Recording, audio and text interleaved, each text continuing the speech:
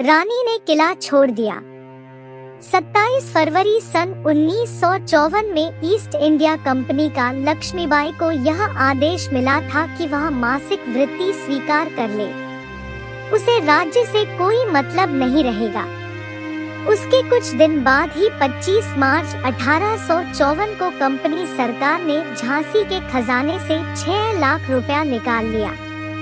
रानी कुछ नहीं कर पाई, वह देखती रह गई। पॉलिटिकल एजेंट ने उसके संतोष के लिए उसे आश्वासन दिया।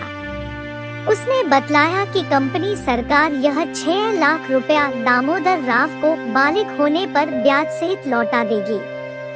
इस तरह रुपया ईस्ट इंडिया कंपनी के सरकारी खजाने में जमा हो गया। प्रगट में रानी कुछ नहीं कह पाई, लेकिन भीतर ही भीतर उसके तन बदन में आग लग गई। उसने बहुत जब्त किया, समाई से काम लिया। उसे स्वयं अपने से डर लगने लगा कि कहीं उसके भीतर की लक्ष्मीबाई रणचंडी का रूप धारण न कर ले। रानी अंग्रेजों की करतूत देख रही थी। उसने 5,000 रुपए हीरे जवाहरात की अपने लिए वृत्ति स्वीकार कर ली थी। फिर भी उसे आदेश था कि वह किला छोड़ दे और शहर के महल में रहे।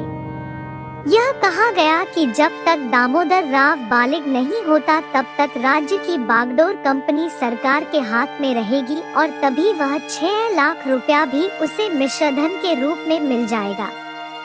इसके अलावा सोने चांदी के गहने, मोती, पन्ना आदि के आभूषण रानी को सौंप दिए गए कि जब तक दामोदर राव युवा नहीं होता ये जवाहरात और जेवर रानी के पास धरोहर रहेंगे। सांझ का सूरज अस्ताचल की गोद में जा चुका था। सांध्य बेला थी। किसी का मिलन पर्व। पक्षी बसेरे पर जा चुके थे। उनका कलरव शांत हो चुका था। एक दासी ने आकर सूचना दी कि रानी साहब शहर के महल की सफाई हो गई है, तशरीफ ले चलिए। सवारी बाहर खड़ी है। आज तीसरी बार रोई रानी। उसकी आंखों से 2 बड़े बड़े आंसू गिरे। उसने पति का शयन कक्ष देखा और पुत्र का पालना। उसने दरबार देखा, फिर देखा अपनी सखियों की ओर। मुंदर से आंखें मिली तो वे भर आईं और सुंदर से दृष्टि का साक्षात्कार होते ही आंसू पलकों तक आ गए। फिर काशी की ओर देख नहीं पाई रानी, आंसू छू पड़े। रानी ने किला छोड़ दिया। वह नगर के महल में चली आई। दामोदर राव उसके साथ था। वह उसे अपनी जिंदगी का सहारा समझती। उसका सखी समाज उसके साथ आया था। किले में कोई नहीं रहा। उसके विश्वस्त सभासद भी उसके साथ थे। धीरे धीरे 1 साल बीत गया। रानी को ईस्ट इंडिया कंपनी से जो 5,000 रुपए की पेंशन बंधी थी वह प्रतिमास मिल जाती।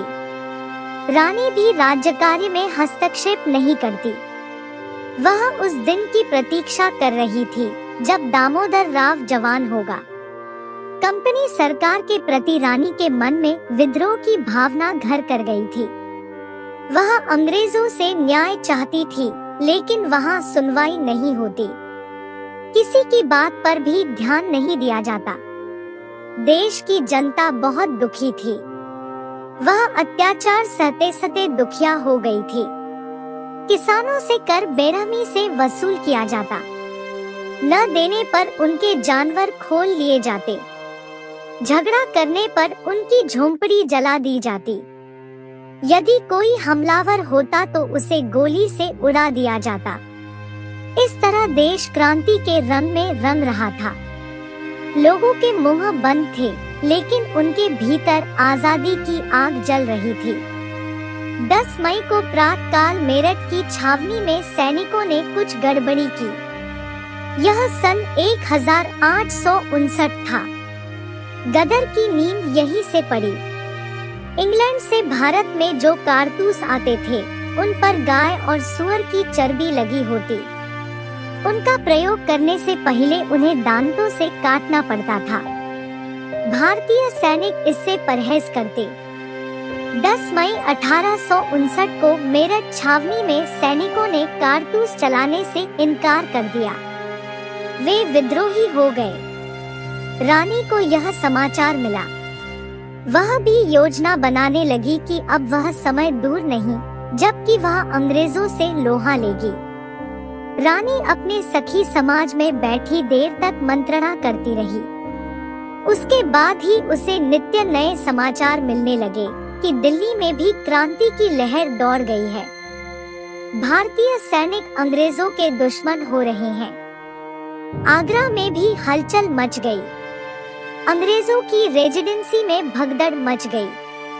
रानी ने दोनों मुट्ठियां बांधी, अपनी बाहों को तौला और फिर भाला उठाया हाथ में। वह देवी के सम्मुख नत हो गई और बोली, माँ दुर्गे, मैं रणचंडी बनूंगी, मेरी इच्छा पूरी हो माँ। मैं देश की आजादी के लिए लड़ूंगी। भगवती दुर्गा मुझे शक्ति दे।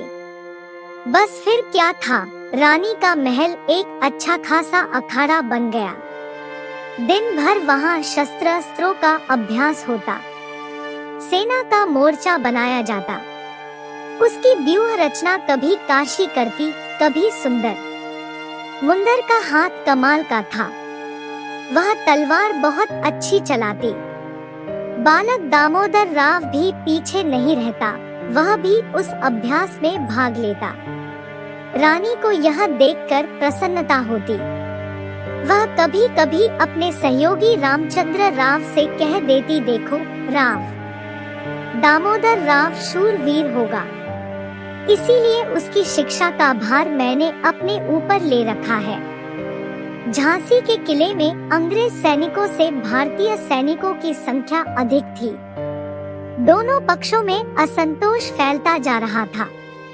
चिंगारी भीतर ही भीतर सुलग रही थी। वह एक दिन भड़कने वाली थी। रानी को भी इस रहस्य का पता था। वह अवसर की प्रतीक्षा में थी कि तनिक भी विद्रोह भड़के और मैं तलवार लेकर अंग्रेजों के सामने मैदान। आशा करती हूँ हमारी यह छोटी सी वीडियो आपको पसंद आई होगी। यह कहानी आपको कैसी लगी है, कमेंट करके हमें जरूर बताइए और लाइक और शेयर भी कर दे। चैनल को सब्सक्राइब जरूर कर ले। धन्यवाद।